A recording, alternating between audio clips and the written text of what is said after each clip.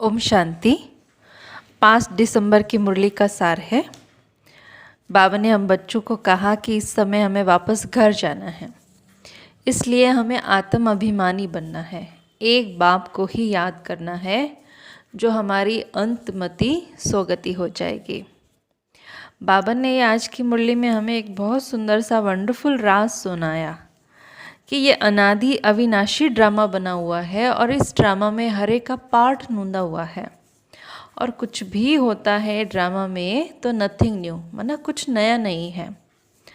तो बाबा ने तो अपनी बढ़ाई भी कम कर दी। भले बाबा सब कुछ करते हैं और सर्वश्रेष्ठ पार्ट बाबा का ही है, लेकिन फिर भी बाबा कहते हैं कि मैं भी इस ड्रामा के बंधन में बंधा हुआ हूँ। तो इस तरह से बाबा ने कहा कि बाबा आते ही है हर कल्प हम बच्चों को धनवान, हेल्दी वेल्दी बनाने के लिए, पवित्रता, सुख और शांति का वर्षा देने के लिए आते हैं। हमें तो ये सारी चीज़ें वर्षे के रूप में मिल रही है, आशीर्वाद की भी कोई बात नहीं है। बाबा तो सत्य बताकर सचखंड की स्थापना करते हैं, इसलिए सत्य में झूठ पाप आदि कभी होता ही नहीं है। कलयुग में तो बाबा ने कहा अजामिल जैसे आत्माएं बन चुकी है, पाप आत्माएं बन चुकी है, पाप की सारी हदें पार कर चुकी है। तो दिन प्रतिदिन ये दुनिया जो है रौरव नरक जो है दिखाई देता जाता है। और उसमें भी बाबा ने कहा तमो प्रधानता जो बढ़ती जाती है, खास करके काम विकार की वजह से। तो ये है ही सारा खेल उतरने और चढ़ने का, पतित से पावन और पावन से पतित बनने का। इसमें कोई डिफ़िकल्ट बात भी नहीं है।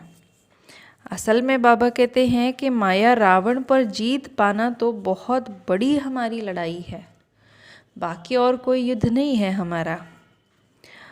तो बाबा ने कहा कि माया के तूफ़ान भी बच्चों को बहुत आते हैं, और माया भी तूफ़ान हर एक के लिए अलग अलग प्रकार से लेकर के आती है।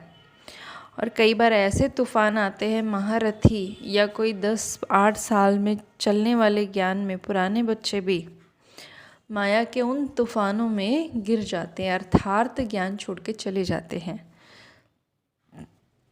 कहाँ इतनी अच्छी सेवा करते थे, श्रीमत पर चलते थे, लेकिन आज है नहीं।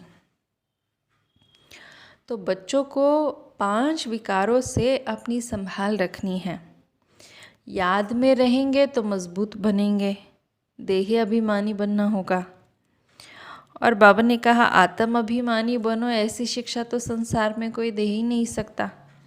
हर एक को सत्य में भी बाबा ने कहा कि नाम रूप देश काल तो याद रहता ही है, लेकिन बाबा कहते हैं इस समय हमें अपने देह को भी याद नहीं करना है, हमें इस पुरानी देह को भी भूल जाना है।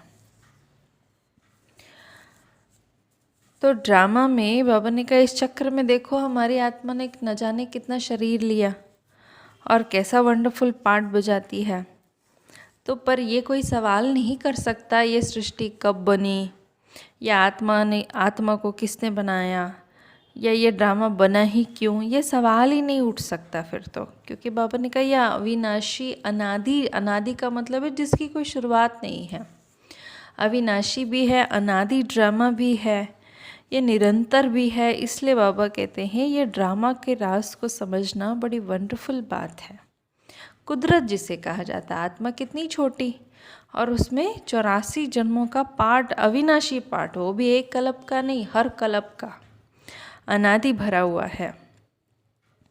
जैसे समुद्र व आकाश का अंत अभी भी नहीं निकाल सकते हैं, ऐसी बाबा कहते हैं इस ड्रामा का भी ज्ञान बड़ा वंडरफुल है।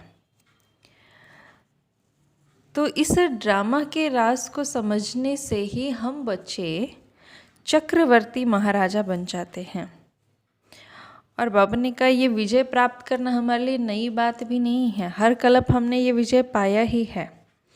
बहुत बार हमने राजाई ली है।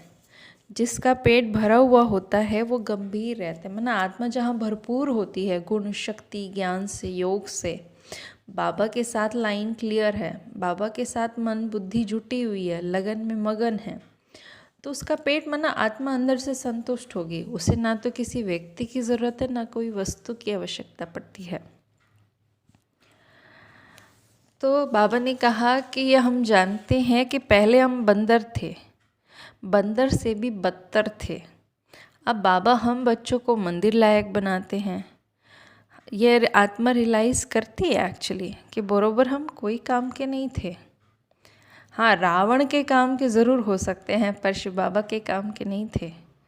अब बाबा हमें वर्थ पाउंड बना रहे हैं। कहाँ वर्थ नॉट ए पेनी थे, कौड़ी थे, अब बाबा हमें वापस हीरे जैसा बना रहे हैं। तो इसलिए बाबा कहते हैं सेवा आदि भी जब हम करते हैं उसमें भी साक्षी होकर के करना है, नथिंग न्यू। तो इस समय असल में देखा जाए तो मान लीजिए कोई ज्ञान में चलते चलते माया की तूफान आया, गिर गया, तो बाबा कहते कोई बात नहीं, इसमें हार्ट फेल नहीं होना है, दिल शिकस्त नहीं होना है। गिरे हो, बाबा कहते कोई बात नहीं, फिर चढ़ो, फिर पुरुषार्थ करो, कोशिश करो। बाबा कभी कोशिश करने वालों के लिए मना नहीं करते हैं, क्या पता जीत हो जाए।